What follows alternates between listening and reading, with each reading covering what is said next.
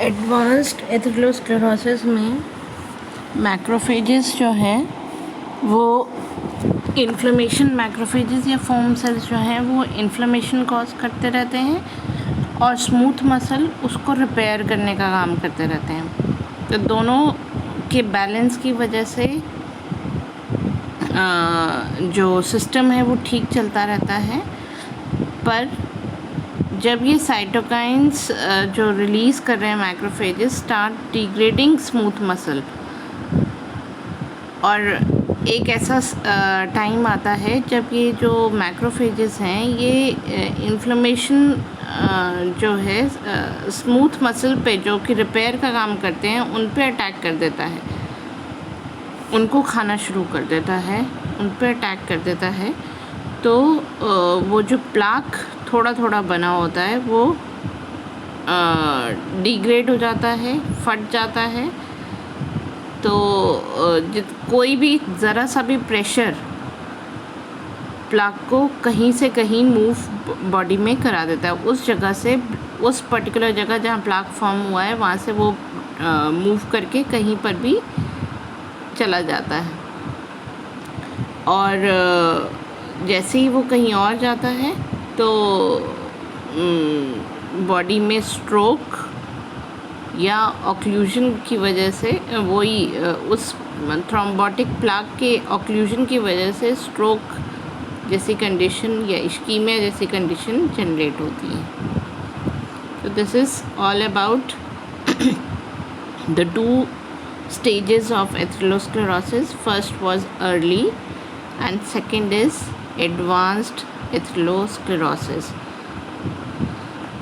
Advance में symptom समझ में आ जाता है पर अर्ली में सिम्टम समझ नहीं आता है। Now we'll talk about the pathogenesis.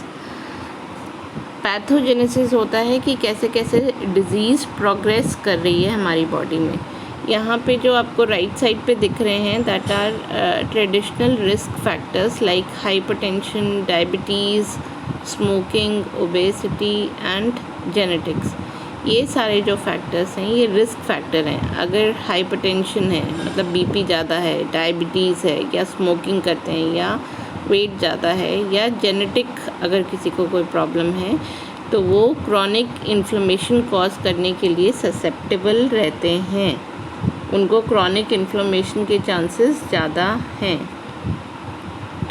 इसके साथ साथ बॉडी में खाना, किस तरीके का खाना खाया जा रहा है, फास्ट फूड है या अनबैलेंस डाइट है या more of lipid oily products खाए जा रहे हैं, तो उस केसेस में, या अनऑक्सीडाइज्ड चीज़ें खाई जा रही हैं तो उन केसेस में आपके जो लिपिड पर ऑक्सीडेशन है, आपकी जो मेम्ब्रेन्स हैं उनका पर ऑक्सीडेशन हो जाता है, जिसकी वजह से ऑक्सीडेटिव स्ट्रेस भी बढ़ता है। That results in chronic inflammation in the major arteries जो स्टार्ट करती हैं फैटी, इनिशियल फैटी स्ट्रीक, जिसकी वजह से फाइब्रस प्लाक्स बनते हैं, और जो फाइब्रस प्लाक्स बनते हैं वो ग्रेजुअली विद टाइम वल्नरेबल रहते हैं, मतलब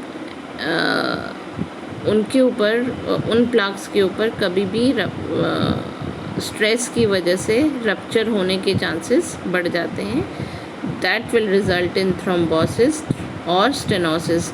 थ्रोम्बोसिस और स्टेनोसिस होता है, थ्रोम्बोसिस या stenosis word narrowing of arteries को कहते हैं। नैरोइंग ऑफ आर्टरीज़ मतलब अंदर का जो साइज़ है आर्टरीज़ का वो कम हो जाना, जिसकी वजह से क्या होगा, ब्लड फ्लो ठीक से हो नहीं पाएगा और वो और प्रेशर दे के प्लाक को डिस्टेंट प्लेसेस पे मूव करने के लिए प्रोवोक करेगा, मतलब प्लाक कहीं पर भी बॉडी में मूव करता चला जाएगा।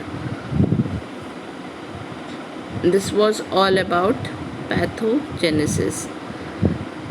नाउ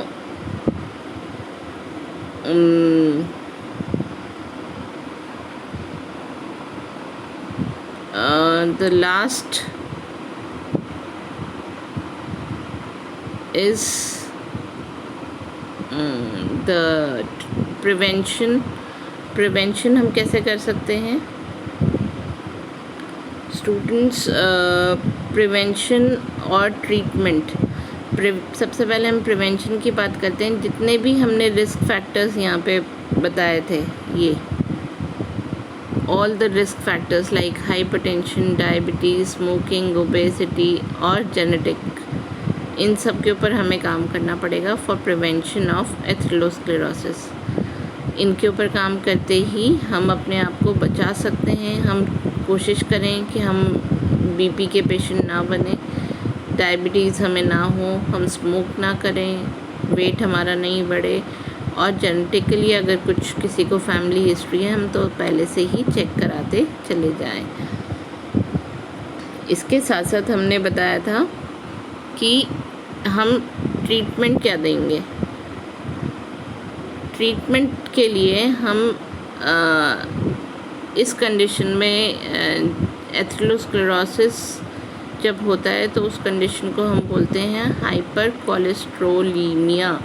मतलब इस टाइम पेशेंट का जो कोलेस्ट्रॉल का अमाउंट है वो हमेशा ज़्यादा होता है। और कौन सा ट्रीटमेंट हम इनको देते हैं इस तरीके के पेशेंट को? स्टैटिन ट्रीटमेंट या स्टैटिन थेरेपी, रिवास्टैटिन,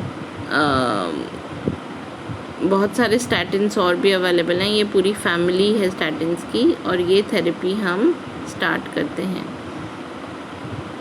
ठीक है।